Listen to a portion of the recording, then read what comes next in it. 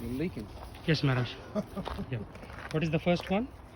Hare Krishna, these are wild, medicinal, and edible plants growing at the Goloka farm.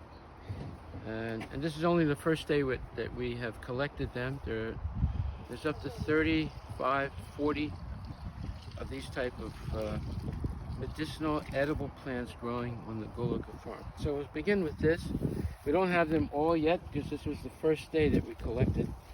So this is called yellow dock, and it is very effective as an iron supplement for men and women, especially women, because most women in the United States are iron deficient, and iron is necessary to build up blood.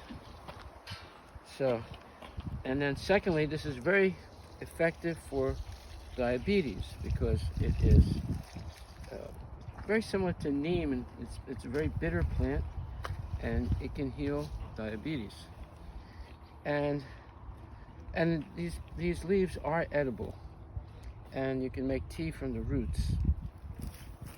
Okay, this is a second wild growing plant. This is called comfrey. Now, comfrey is one of the greatest plants in the world for healing. You can heal all kinds of skin diseases with comfrey, and you can also use it for serious sicknesses like cancer and other very serious sicknesses. This is also an excellent herb for composting. You can make liquid compost from this by breaking up the leaves or cutting the leaves into small pieces and the branches, putting into water and keeping it for about 2 or 3 weeks. And then it's an excellent nitrogen and other nutrient food for plants. So this is extremely versatile plant, very healing, and you can spell it C-O-M-F-R-E-Y. Okay, this is another very versatile plant. This is called plantain. It's not the banana plantain, but it's called plantain. Now, you can heal many skin diseases with this plant. And when it's newly grown in the early spring, you can eat the leaves exactly like spinach. It's very, very nutritious. And it's a plant that has many uses. Okay, now this next one is called purslane. This is probably one of the most nutritious plants in the entire plant family, the plant world. And it grows wild, and it has a lot of omega-3 essential fatty acids. You don't have to eat or drink fish oil. You can take this plant instead to get your omega-3 essential fatty acids and omega-6 and so forth. And it also is full of vitamin C and many, many nutrients. So this is called purslane. And it has these slightly reddish stems and these green small leaves. In India, in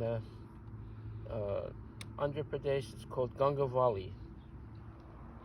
Very, very good herb. It's cheap.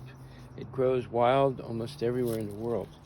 Okay, this next one is called red clover. You can see the red clover flower. This also is extremely nutritious. Cows love to eat it because it's so full of minerals, and you can heal. This making tea with these flowers is an excellent blood purifier, and it's used for cancer, healing cancer. So you'd never realize how valuable these plants are. Okay, now this next one in Andhra Pradesh is called Totakura, and it's a type of kire in Tamil Nadu. So basically, this is amaranth, and these are the seed pods, or these are the seeds, not pods, but these are the seeds here. They're going to mature. You can harvest the seeds and make dosas and rotis with it. It's full of vitamins and very high protein vegetable, and the leaves also are edible like spinach. This is a very, very useful plant. And this is another one also. We just transplanted these. They're a little droopy, but once they root, they'll be beautiful. Okay, so those are two amaranths. Okay, so now this we just transplanted, so it's not so upright. This is called mullein. Mullein is excellent for any kind of respiratory problems or coughing. And they're very soft leaves. You can feel how soft they are. It's like cotton almost. So that is mullein. And then this is a famous plant in Tamil Nadu. It's called Malatakali. And you have the leaves and the seeds. It's a healing plant. It's used for healing many sicknesses. Not everybody knows about this plant, but it is very, very effective. You use it in dal and sambar and so forth. Okay, this is a plant called chickweed. Extremely nutritious. This is not, it's usually in its prime in the spring. I was lucky to find one still growing. This is the end of July. And this is very prolific. It's very nutritious. You eat it like a fresh salad. It tastes something like a cucumber. It's full of minerals and vitamins. That's called chickweed. Okay, this is wild chamomile or chamomile. And these flowers are used for making a tea. It's very healing. You can overcome anxiety and stress and feel relaxed by drinking this at night, a hot tea of chamomile. And this is wild chamomile. And this one here is called lamb's quarters, or in India they call it they call it batwa, and I think in the South India they call it rajgira, I think. But anyway, it's called lamb's quarter in English. You eat it exactly like spinach. It's even more minerals and vitamins than spinach. And it grows prolifically, and it goes from early spring right to the first freeze in fall, in late fall. So it's a very useful plant as a survival plant, as it say. Okay, and this is called mallow. It's in the marshmallow family, and it's an edible plant. We just picked it, so it's drooping, but it should pick up in a couple days.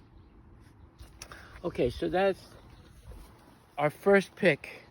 There's still more things that we have to pick in the next couple days, and we're going to use these plants as an exhibit in our festivals on this next Sunday, and then our first outside festival at the University Heights Community Center, 50th University Way, on August the 7th, and then a second, it's called Compassion Festival, and then a second Compassion Festival in Lake City, in another park, and then for our Crossroads Rath Yatra Festival.